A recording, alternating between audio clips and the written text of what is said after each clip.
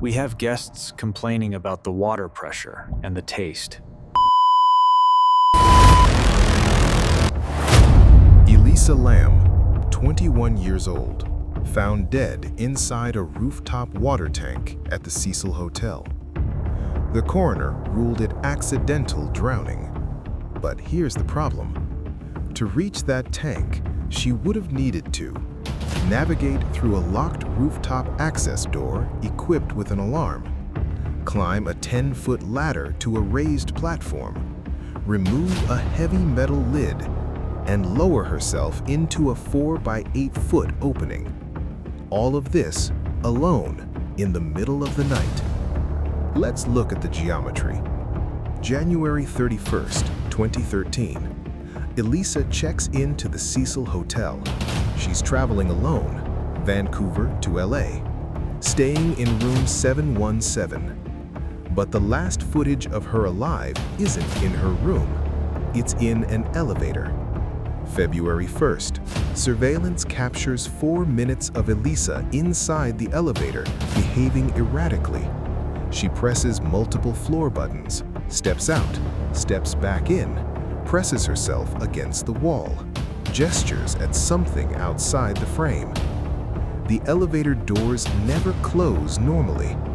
The internet called it paranormal. The police called it a mental health episode.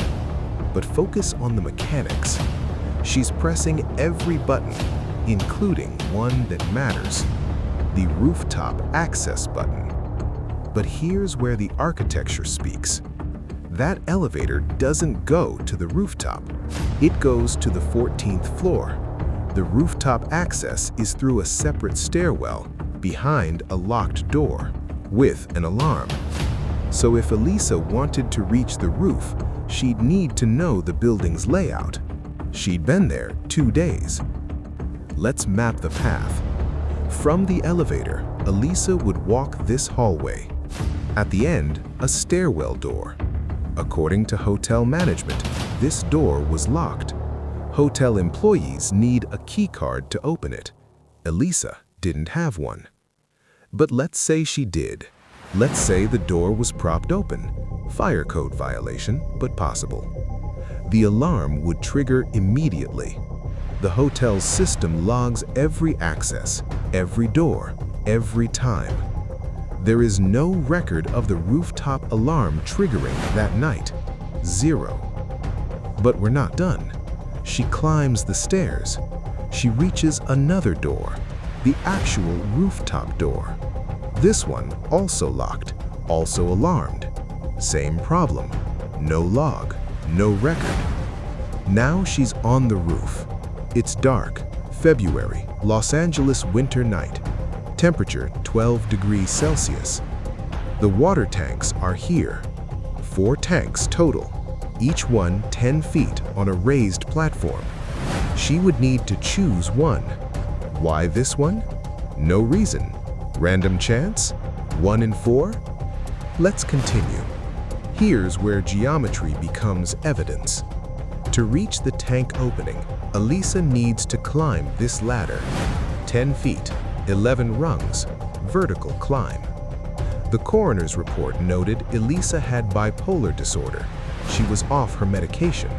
Toxicology showed trace amounts of her prescriptions, but below therapeutic levels. She was likely experiencing a manic or depressive episode. Now watch the physics. She's on the platform. The tank lid is here.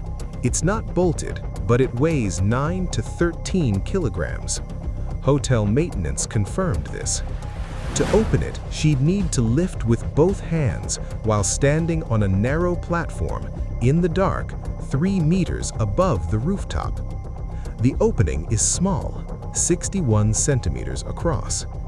Elisa's height was 165 centimeters, weight 53 kilograms. She would need to lower herself feet first through this opening. It's tight, very tight. You'd need to angle your body, control your descent. And then you're in the water. The tank is nearly full. The water is cold. You're treading water in complete darkness. The coroner found no evidence of trauma, no defensive wounds, no signs of struggle. But here's the question they didn't answer. How did the lid close behind her? Elisa was reported missing on February 1st. The LAPD searched the hotel, floor by floor, room by room. They searched the rooftop. They didn't check the water tanks. Why would they? For 19 days, guests at the Cecil Hotel drank, bathed, and brushed their teeth with water from this tank. They complained about low pressure, strange taste, dark color. February 19th, maintenance climbs the ladder. They find her, fully clothed, floating near the surface, her clothes and belongings scattered around the tank bottom.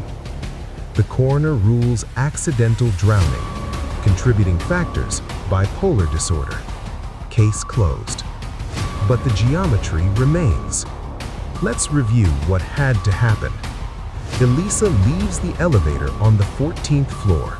She navigates to a locked stairwell door, somehow opens it without triggering the alarm.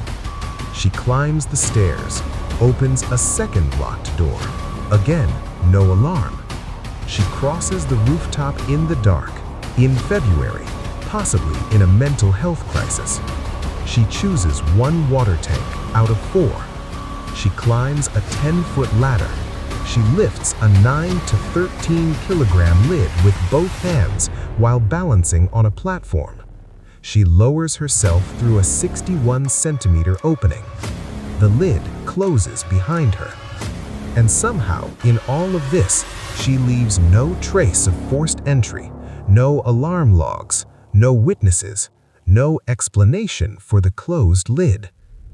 The official story requires you to believe all of this happened by accident. The architecture disagrees. The 3D model doesn't lie.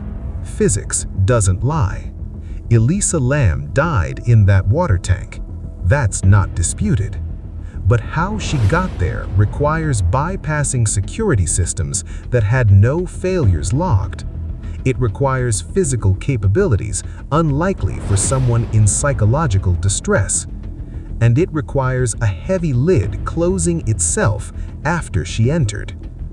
The LAPD closed this case. The coroner signed off. But the geometry of the Cecil Hotel tells a different story. Someone knew that rooftop. Someone had access. Someone knew which doors would be unlocked. This wasn't random. What happened in those missing 19 days?